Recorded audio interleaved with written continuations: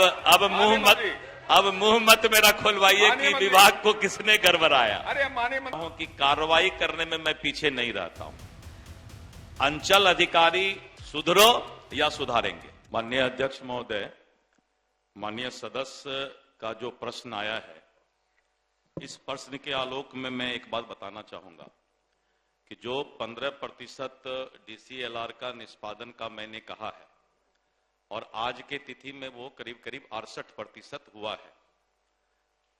बीच में लोकसभा का चुनाव था और हमारे अंचल अधिकारी और DCLR लोकसभा चुनाव में जितने भी नेता का प्रोग्राम होता है, सभा होता है, सब चीज में हमारे CO का ही अतुल भाई हमारे माननीय सदस्य उपयोग करते हैं। और CO का जो कार्य है वो राजस्व से ज्यादा प्रशासन में ज्यादा होता है महोदय। तो लोकसभा चुनाव होने के चलते 4 महीना करीब वही अप्रैल, मई, जून इसी के आसपास ये पेंडेंसी ज्यादा आया।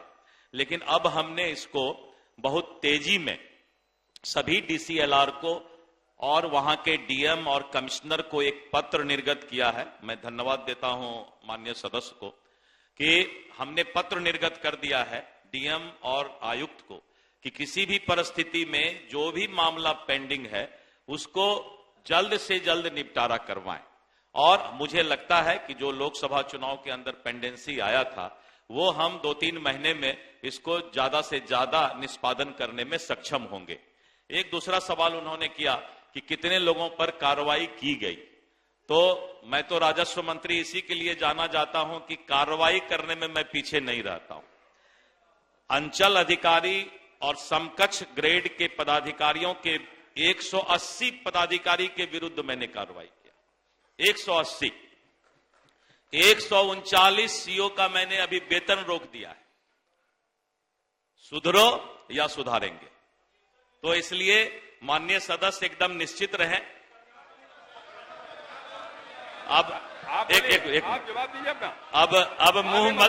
अब मुंह मत मेरा खुलवाइए कि विभाग को किसने गड़बड़ाया। अरे माननीय मंत्री जी इधर देख के जवाब दीजिए। महोदय, मैं मुंह नहीं खोलना चाहता हूं। आप जवाब दीजिए ना, माननीय उनका जवाब दीजिए, बाकी मत सुनिए। तो एकदम माननीय सदस्य आश्वस्त रहें कि एक एक पदाधिकारी अपना काम करेंगे, नहीं तो उन पर कार्रवाई के लिए वो मेरा सूची बहुत लंबा है कि कितने लोगों को हमने ट्रैप किया, गिरफ्तार किया, कितने लोगों को मैंने कार्रवाई किया, वेतन रोका। एकदम पूरा होगा। आप जितना चाहते हैं उससे ज्यादा महोदय हम करने का काम करेंगे।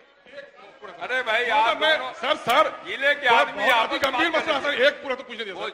मैं सिर्फ ये जानना चाहता हूं कि 30 से 35 दिन में अगर कार्य दिवस में रैयत के खतियान का अगर वहां पर दाखिल खारिज नहीं हुआ तो DCLR के यहाँ भेजा जा रहा है, रैयत को सूचना नहीं मिल पा रही है।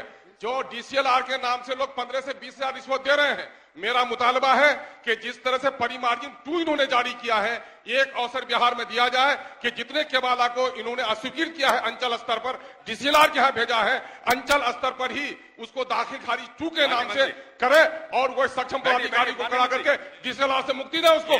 DCLR के जाने के 50,000 रुपया लगता था मजदूरों को, रिक्शा चालकों को। महोदय, जो पदाधिकारी एक बार किसी अपने अपील का सुनवाई कर लेता है और उसका फैसला दे देता है, फिर उसी पदाधिकारी को हम उसका सुनवाई करने कैसे दे सकते हैं? जब भी करेगा तो कोई अपर।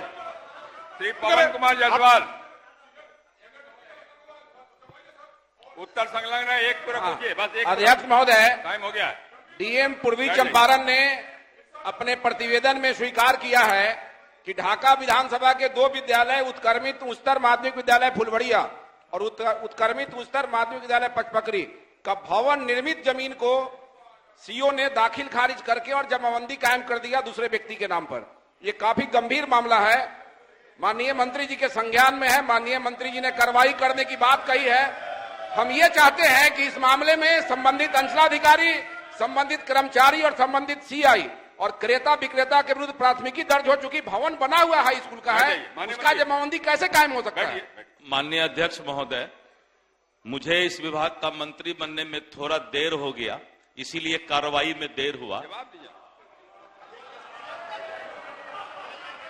जवाब दीजिए हंसिए नहीं। महोदय, मैं जो इससे संबंधित अधिकारी है उस पर मैंने कार्रवाई का निर्देश दे दिया है और बहुत जल्द वो अपने इस कार्रवाई का जो सजा है वो भुगतने के लिए 1 महीना के अंदर उनको सजा मिल जाएगा। माननीय सदस्य, आप चिंता ना करें।